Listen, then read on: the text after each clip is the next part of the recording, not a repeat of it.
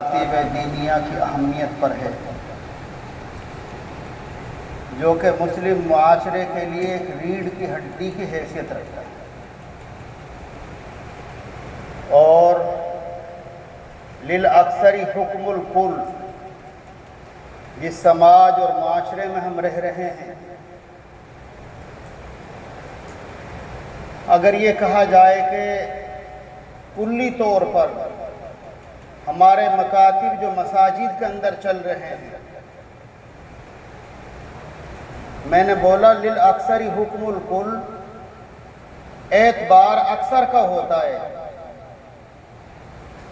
مثال کے طور پر اگر ہمارے علاقے کے اندر 100 مکتب چل رہے ہیں اور ان میں 99 اچھے ہیں تو کہا جائے گا کہ بہت اچھے مکاتب ہیں، سارے مکاتب اچھے ہیں۔ اور اگر 90-95 مکاتب وہ صحیح راستے پر نہیں ہیں تو پھر یہ کہا جائے گا کہ بہت کمی ہے، دکھ کی بات ہے۔ جب کہیں جانا ہوتا ہے، دیکھنا ہوتا ہے، تو میرا عزیز بھائی ہو، یہ ایک مذاکرہ ہے، کوئی تان و تشنیع نہیں ہے، بلکہ یہ نصیحتیں خود ہمارے لیے ہیں۔ حالات بہت زیادہ ناگفتہ بہ ہیں جن کو بیان نہیں کیا جا سکتا۔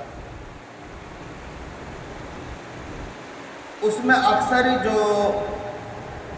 کمی اور کوتاہی ہے وہ عوام اور مصلیان کی طرف سے بھی ہے، اور بالکل بری الذمہ ہم کو بھی نہیں ٹھہرایا جا سکتا کہ ہم یہ گلہ کرتے ہیں، اور یہ گلہ تقریباً بجائے کہ کسی بھی مسجد کے اندر ایک امام اور 150 بچے ہیں، ایک آدمی ان کو کیسے سنبھال سکتا ہے؟ لیکن میرے عزیز بھائی ہو، اگر 150 کو نہیں تو کم سے کم ان میں 15-20 بچوں کو تو مثال بنایا جا سکتا ہے، جو وقت کی ان میں پابندی کر رہے ہیں، جو ہونہار بچے ہیں۔ ہر مکتب کے اندر ہونہار بچے ہوتے ہیں، ان کے اندر کوالٹیاں ہوتی ہیں، اور استاد سمجھتا ہے کہ ہونہار بچہ ہے۔ تو میری عرض یہ ہے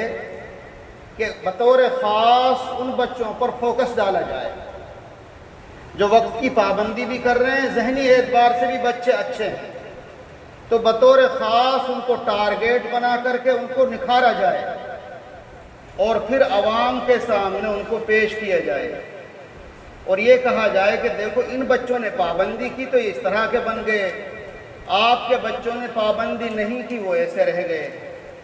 تو میں سمجھتا ہوں کہ اگر سارے کے سارے ہمارے علماء کرام جو مکاتب مساجد کے اندر یہ خدمت انجام دے رہے ہیں، اگر وہ ایسا کرنے لگیں تو انشاءاللہ العزیز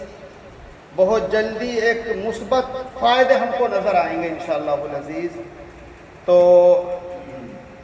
اسی بات پر چونکہ ہمارے مہمان بطور خاص ہمیں واعظ و نصیحت کرنے کے لیے، طور طریقے سمجھانے کے لیے آئے ہوئے ہیں، تو ان کی جگہ پر ہم کو بیٹھ جائیں، ہمیں لے لیں، ان کی جگہ ہم لے لیں اور واعظ و نصیحت ہم شروع کر دیں، تو یہ میں سمجھتا ہوں کہ ان کی بے ادبی ہوگی اور گستاخی ہوگی۔